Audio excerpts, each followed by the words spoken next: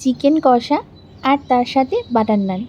রাতের ডিনারে বা যে কোনো স্পেশাল ওকেশানে যদি এটা তৈরি করা যায়, তাও আবার ইস্ট আর টক দই ছাড়া একদম ঘরোয়াভাবে, তাহলে তো আর কোনো কথাই নেই। তো চলুন ভিডিওটা শুরু করা যাক।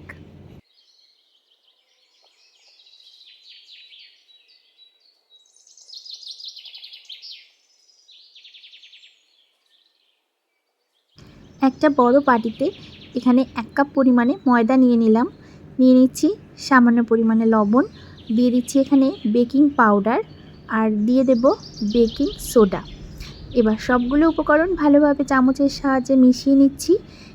এরপরে দিয়ে দেব আমি লেবুর রস, তারপর দিয়ে দিচ্ছি এখানে সাদা তেল, দিয়ে ভালো করে মেখে নিতে হবে।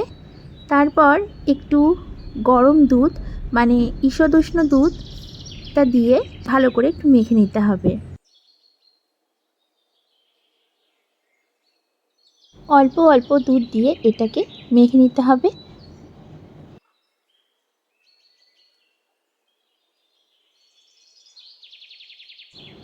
আরও কিছুক্ষণ ভালোভাবে মেখে নিয়ে এর থেকে 4টে লেচি কেটে নেব। আমার 1 কাপ ময়দাতে 4টে লেচি তৈরি হয়েছে। এবার অল্প শুকনো ময়দা ছড়িয়ে এটাকে বেলে নিতে হবে।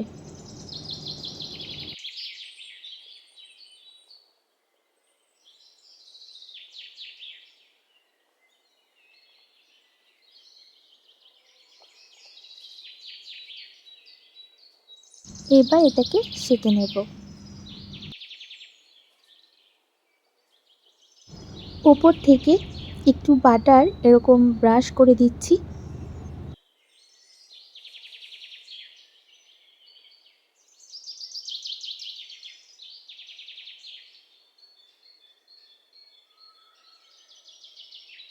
তো তৈরি হয়ে গেছে আমাদের বাটার নান। ভীষণ নরম এবং তুলতুলে তৈরি হয়েছে। খুব কম উপকরণ দিয়ে তৈরি করে দেখানোর চেষ্টা করলাম। আশা করি আপনাদের ভালো লাগবে। এটা আলুর তরকারি কিংবা চিকেন কষা কিংবা মাটন কষার সঙ্গে পরিবেশন করা যেতে পারে। বাচ্চাদের টিফিনেও এটা দিতে পারেন। আর দেখেই বুঝতে পারছেন কতটা সফট তৈরি হয়েছে। তো আশা করি ভিডিওটা আপনাদের ভালো লেগেছে। যদি ভালো লেগে থাকে একটা লাইক করে দেবেন। চ্যানেলে নতুন বন্ধু হয়ে থাকলে প্লিজ চ্যানেলটাকে সাবস্ক্রাইব করে আমার পাশে থাকবেন। আবারও ফিরে আসব নতুন কোনো রেসিপি নিয়ে। ততক্ষণ সবাই ভালো থাকবেন, সুস্থ থাকবেন। ধন্যবাদ।